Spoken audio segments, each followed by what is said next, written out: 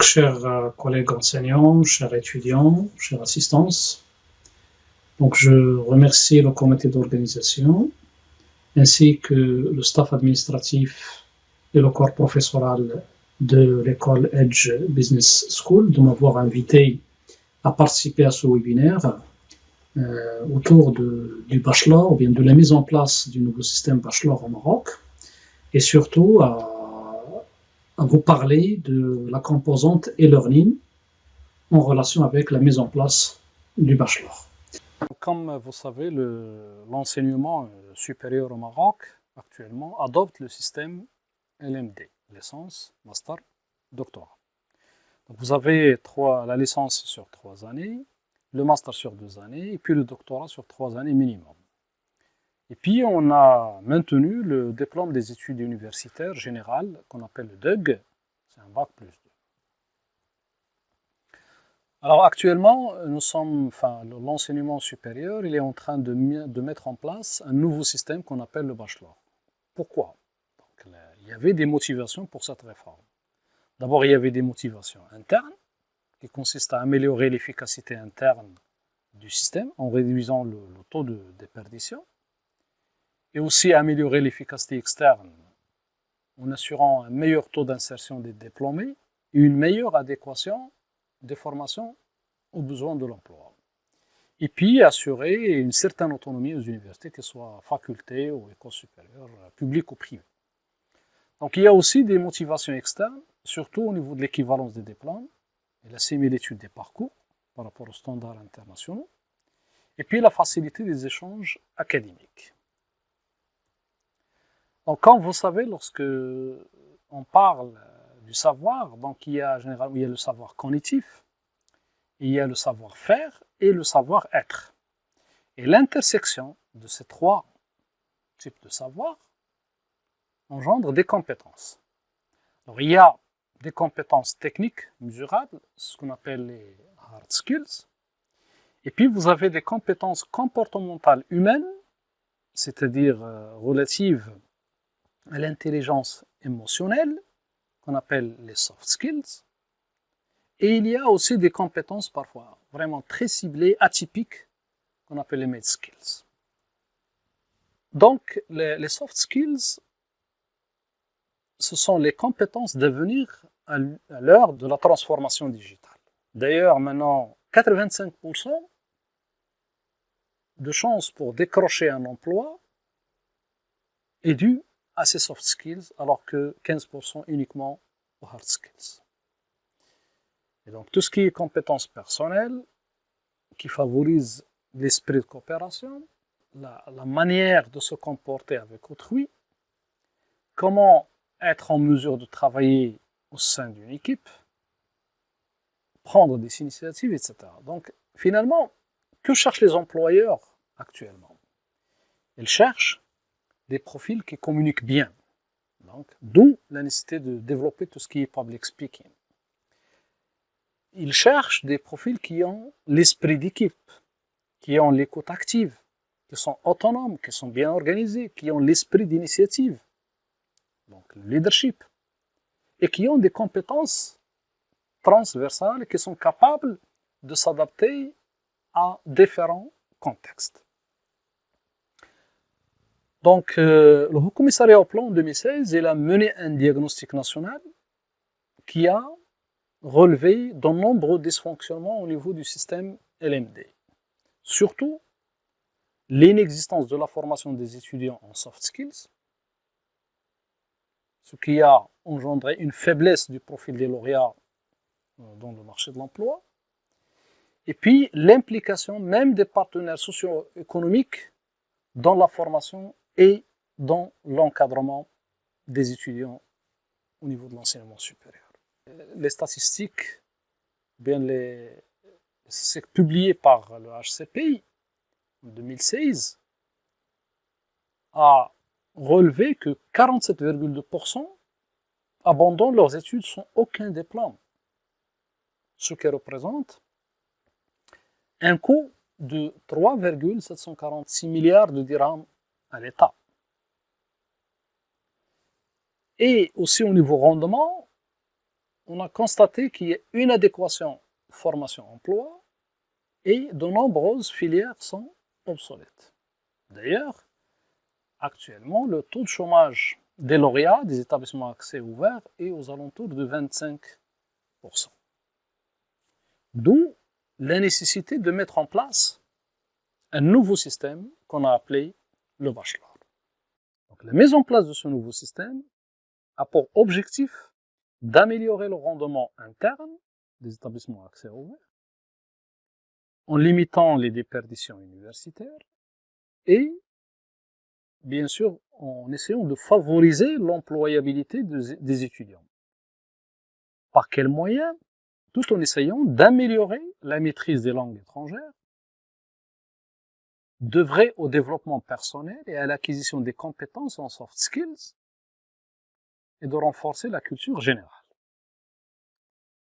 Et aussi, un autre objectif, c'est d'améliorer la mobilité internationale des étudiants, tout en essayant de favoriser l'épanouissement et l'autonomie des étudiants en les rendant acteurs de leur propre apprentissage, comme ce qu'on va voir tout à l'heure en faisant appel à ce qu'on appelle la classe inversée. Donc voilà un peu les principaux apports du système bachelor.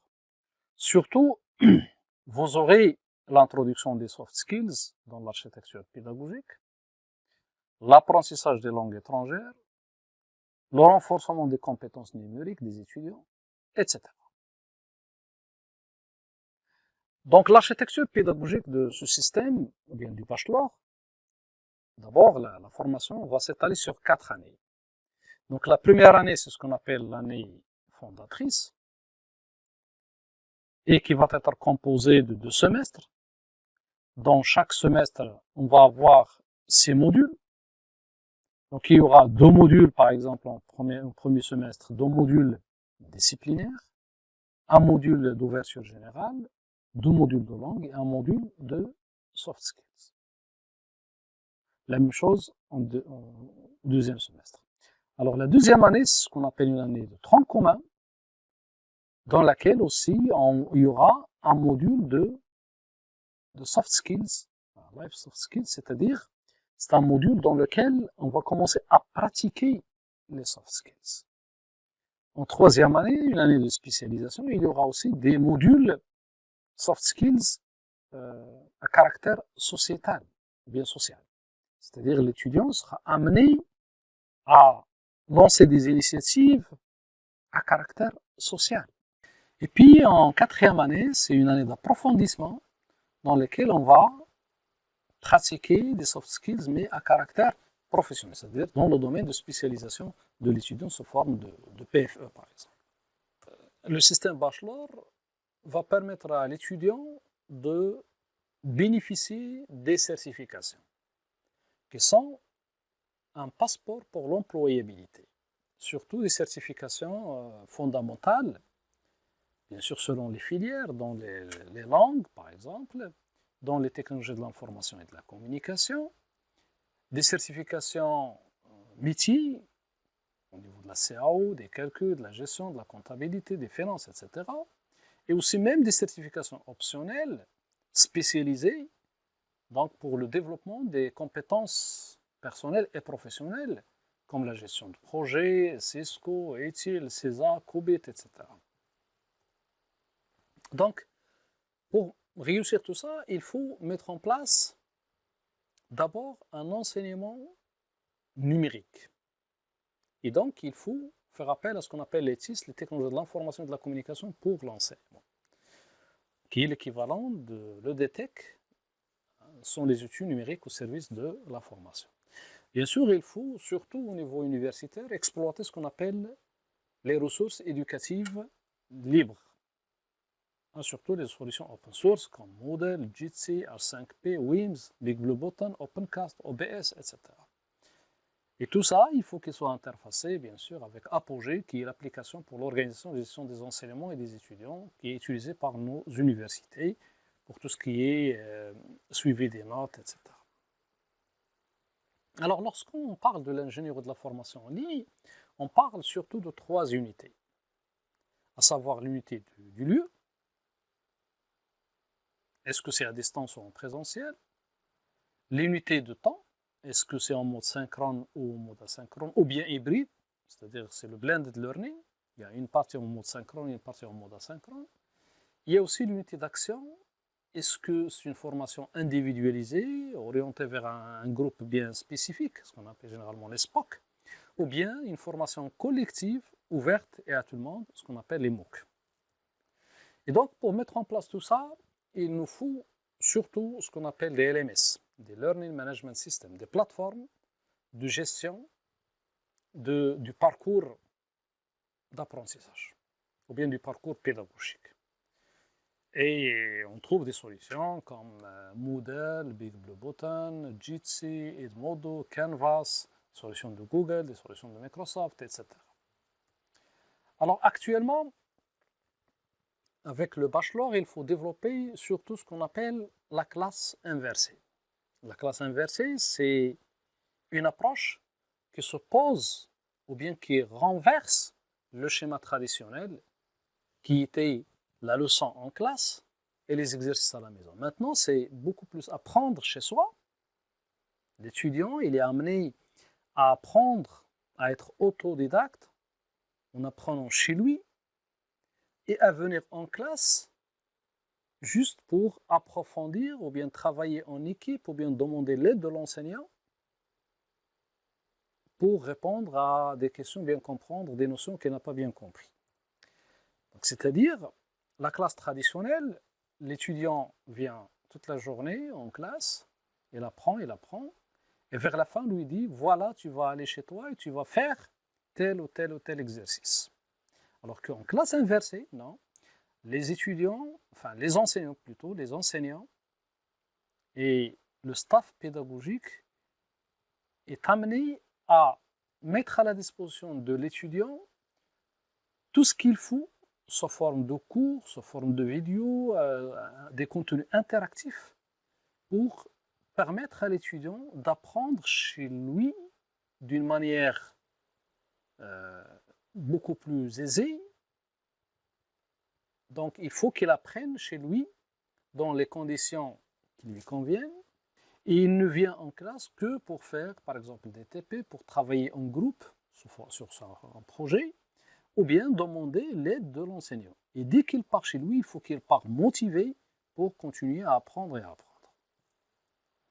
Alors, il y a plein de plateformes qui sont disponibles, ne serait-ce que France Université Numérique, ne serait-ce que la plateforme Cisco Networking Academy, la plateforme Huawei, la plateforme IBM avec l'initiative Digital Nation Africa, les plateformes Microsoft, il y a la plateforme de HP, il y a Udemy, Coursera, il y a le Maroc Université Numérique. Donc, il y a plein de plateformes qui vous permettent d'enrichir, bien de développer votre savoir, bien sûr en accédant à ces plateformes.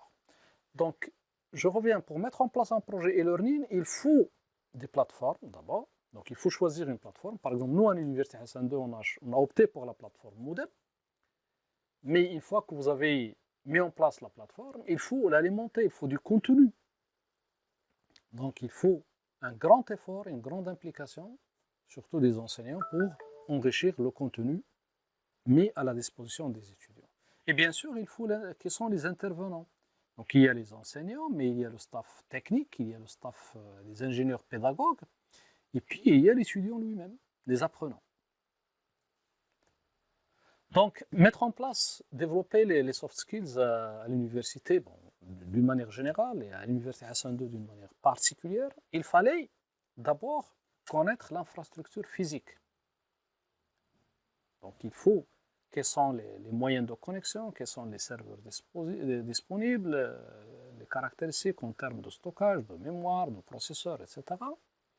Et donc, une fois qu'on a bien diagnostiqué notre infrastructure physique, on passe à la couche 2, qui est la couche applicative, sur laquelle on va installer les différentes applications, les différentes plateformes, etc. Mais ça nécessite quand même une expérience utilisateur.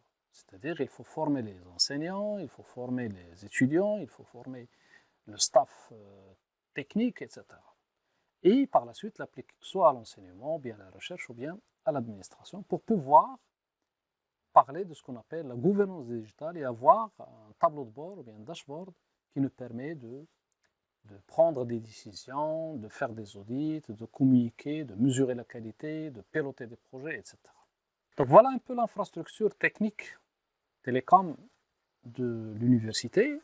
Donc les différents établissements sont reliés soit par des liens fibre optique ou bien par des liaisons radio vers les sièges de présidence. Et puis on est relié par la suite au réseau Marwan. Ça c'est un réseau très très important qui nous permet qui connecte toutes les universités et aussi qui assure la connexion Internet. Donc le Moroccan Academic and Research Wide Area Network, donc c'est un réseau qui a été développé ou bien propriétaire aux universités marocaines, qui interconnecte toutes les universités. Et donc, c'est un réseau qui est actuellement géré par Inouï et qui permet d'interconnecter les différents établissements et surtout qui permet un accès gratuit aux différentes plateformes, que ce soit pour les étudiants ou bien les enseignants. Au niveau de notre université, nous avons mis en place un certain ensemble de plateformes.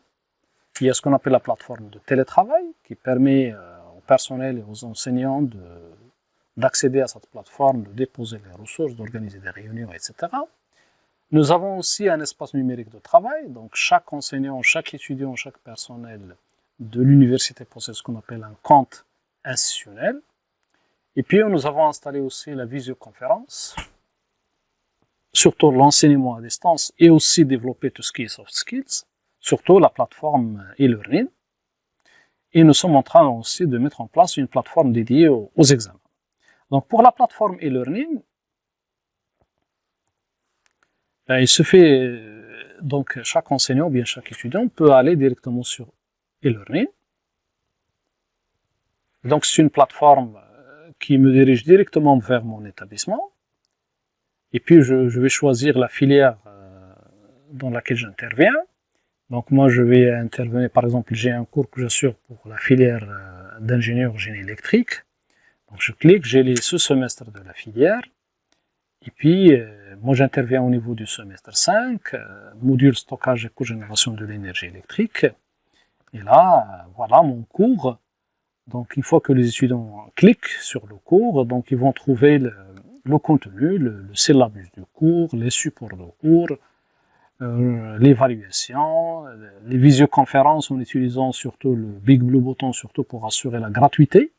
Donc grâce à cette plateforme open source, on peut faire de la visioconférence, c'est-à-dire un cours en mode synchrone, sans que les étudiants payent quoi que ce soit, ou ceux qui se connectent à l'aide de leur téléphone au niveau flux ne payent rien, donc l'accès est complètement gratuit. Et je pense que c'est pareil pour tous les établissements. Toutes les universités sont amenées à développer leur université virtuelle. D'ailleurs, tout le monde s'est mis sur ce créneau. Et donc, la majorité des universités maintenant, ils peuvent assurer un enseignement à distance et surtout tout ce qui est soft skills. Et d'ailleurs, au niveau de notre université, nous avons l'accès à la plateforme Coursera, nous avons l'accès à la plateforme Mahara, tout ce qui est e-portfolio. Donc, les étudiants peuvent créer leur e-portfolio pour qu'il soit visible au niveau international. Nous avons aussi la plateforme Lourat, donc c'est un TCA pour l'enseignement des langues, etc. Donc, voilà un peu, grosso modo, ce qui a été fait au niveau de l'université pour se préparer à la mise en place de ce nouveau système, le système Bachelor. Et je pense que c'est un bon choix pour s'aligner sur des standards internationaux. Et je vous remercie.